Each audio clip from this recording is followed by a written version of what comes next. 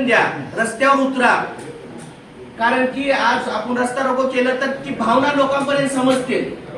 आज या ठिकाणी मला जास्त काही बोलायचं नाही, कारण की समाजाचा वेळ घेऊन जर आपल्याला जगायचं असेल तर सर्वांच्या समाजाच्या मनाच्या भावना सुद्धा कळायला पाहिजे. कारण की आपला समाज एवढा इमानदार, एवढा म्हणजे एवढा आहे, भयानक समाज आहे. आज हर एकाला माहित आहे, एक घाव घातला तर दोन धनप्या करू शकतो आपला समाज. कारण की आज आपल्या समाजाला आज फेसबुकच्या ह्याच्यामध्ये वेगवेगळ्या पद्धतीचे कॉमेंट्स आपण करतो, याच्याकडे आपण गांभीर्याने लक्ष दिलं पाहिजे. कारण की आज आपण म्हणतो की आपला मोठा भाऊ म्हणतो, आजपर्यंत म्हणत आलेले आहेत, पण आजपासून म्हणू नका मोठा भाऊ. का म्हणू नका? मोठ्या भावाला लहान भावाचं दुखणं कळायला पाहिजे. जर कळालं तर त्याला मोठा भाऊ बना, ही भावना आपल्या मनामध्ये रुजली पाहिजे. आज आपण मोठा भाऊ म्हणत आलोय, आणि मोठा भाऊ जेव्हा आम्ही मागतोय त्यावेळेस मोठ्या भावानं म्हणलं पाहिजे, बाबा घ्या.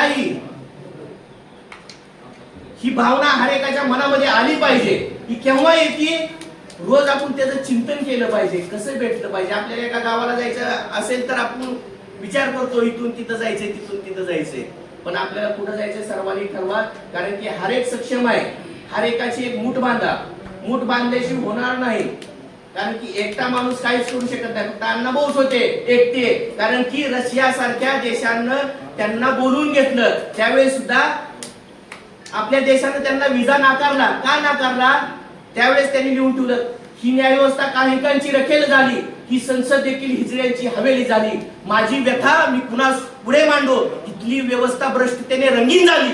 कारण की हे मी का बोलतोय, आपण वाचलं पाहिजे. वाचल्यानंतर आपल्या मनामध्ये जी भावना आहेत ना, ती व्यक्त होतात. त्या व्यक्त होण्यासाठी आपण वाचलं पाहिजे. माझा अण्णा भाऊ फक्त 1.5 दिवस शाळा शिकून जर जगाला साहित्य शिकू शकतो, तर आज जर माझा अण्णा भाऊ भरपूर शिकला असता ना, ह्या जगामध्ये जगाच्या म्हणजे पटलावरती अण्णा भाऊचं नाव आहेच.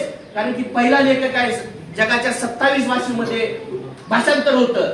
एवढं साहित्य त्यांच्यावरती PhD करतात, एवढा महापुरुष. कारण की आज आपण कोणत्या वारसा कोणता आहे हा विचार आपण केला पाहिजे. मी तुम्हाला शिकवण्यासाठी नाही आलो, पण माझ्या भावना तुम्ही ऐकून घेतलात, याच्याबद्दल मनस्वी धन्यवाद. जय हिंद.